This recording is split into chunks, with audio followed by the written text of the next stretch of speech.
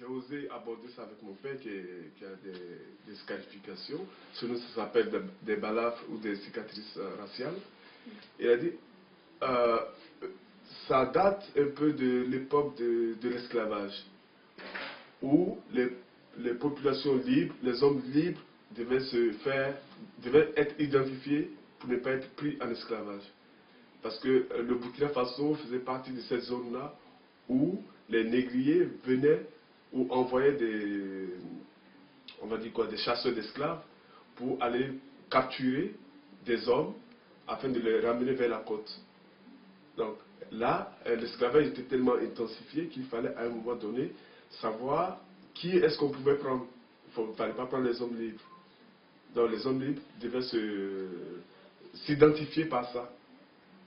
Et du coup, dans chaque groupe ethnique, il y a eu des signes bien spécifiques à chaque groupe qui permettaient de reconnaître une personne par rapport à ses cicatrices en disant il vient de tel groupe ethnique ou de tel village ou de tel pays. Tous les esclaves qui ont été pris n'avaient aucune cicatrice, n'avaient aucun signe extérieur qui montrait qu'il était... Il fallait que, voilà, comme un beau bétail, il fallait qu'il soit parfait. Or, les qualifications, ça cassait quand même quelque chose. C'est le roi qui pouvait décider que toi tu l'es et toi tu l'es pas.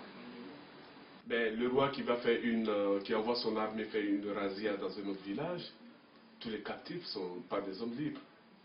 Mais les captifs sont ramenés dans le royaume, donc ils deviennent esclaves dans le royaume en attendant qu'on ait des acheteurs qui viennent. Donc il y avait ce commerce-là qui existait. Il ne faut pas le nier.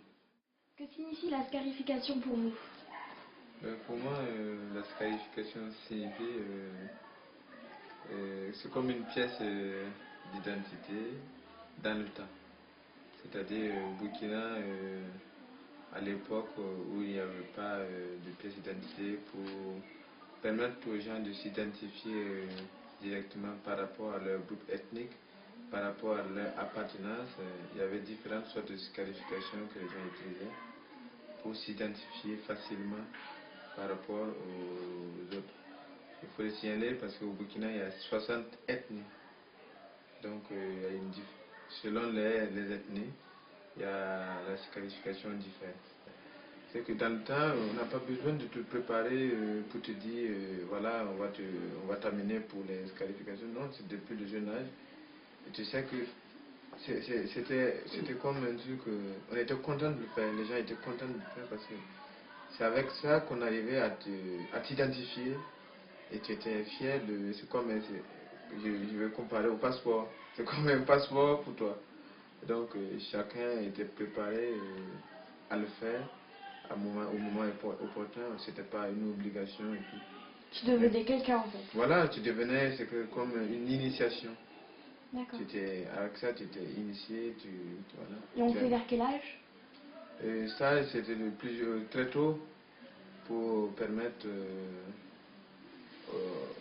à l'enfant en fait de grandir avec dans sa tribu, de savoir que je viens de telle tribu et telle tribu. D'accord. Et ces scarifications sont faites par qui?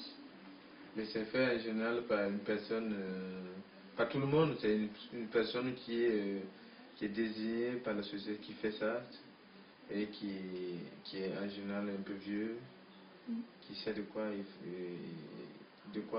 qui sait ce qu'il fait en fait.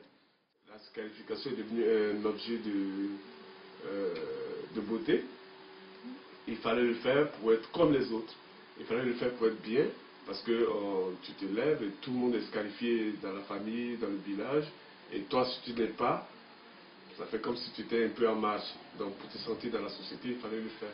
Et c'est parti après le visage, il y avait des scarifications sur la main, il y avait la dentition qui était taillée. Ça faisait partie aussi. Ah oui, ça c'était un grand signe de beauté. Plus les dents étaient taillés finement, plus tu avais la chance, que ce soit jeune homme ou jeune fille, voilà, d'être plus intégré. Et il y avait aussi des signes sur le ventre. Et comme le disait Xavier, ce pas des signes qui étaient faits au hasard.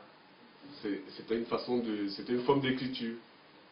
Les jeunes dans les villages, que ce soit dans les villages ou dans les villes, les jeunes ne le font plus parce que maintenant il y a le modernisme qui a pris place et les gens arrivent à s'exprimer autrement que par les qualifications. Quand on voit quelqu'un, on sait immédiatement. La personne peut s'exprimer et dire d'où il vient et expliquer son histoire sans avoir à le faire par des signes sur le visage. Donc aujourd'hui, ça a tendance à disparaître. Ceux qui le perpétuent, c'est vraiment, ce n'est plus pour une fonction sociale, c'est plus pour voilà, se faire un petit grain de beauté, un petit trait. On va chez certaines filles, elles font juste un trait. Parce qu'avant, c'était toute une, tout un vocabulaire qui était là. Aujourd'hui, on choisit juste 2 traits ou 3 traits par là sur la tempe ou sur la joue, ouais, une ouverture comme ça. On voit ça encore de temps en temps dans les villages. Mais là, c'est volontaire, c'est les gens qui décident de le faire. Un peu comme les piercings, les tatouages, les gens le font. Parce que je sais que les tatouages chez nous, il faut des teints un peu clairs pour avoir la chance d'avoir un tatouage qui se voit. Tu fais un tatouage sur moi, là, tu ne verras rien du tout. Donc, je passerai par autre chose, par une qualification, voilà, pour me mettre quelque chose. On voit qu'avec le modernisme, les filles se rendent de plus en plus belles. Il y a plein de choses qu'elles ont envie de faire. Mais elles sont un petit peu gênées. Il y a certains qui sont un petit peu gênés parce qu'elles ont des qualifications.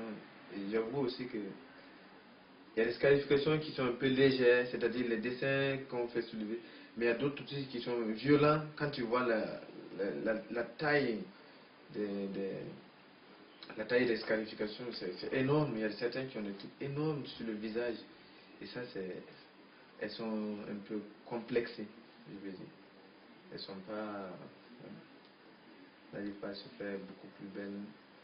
Et se sentent toujours inférieures quelque part au niveau de la beauté. Elles n'arrivent pas à s'exprimer.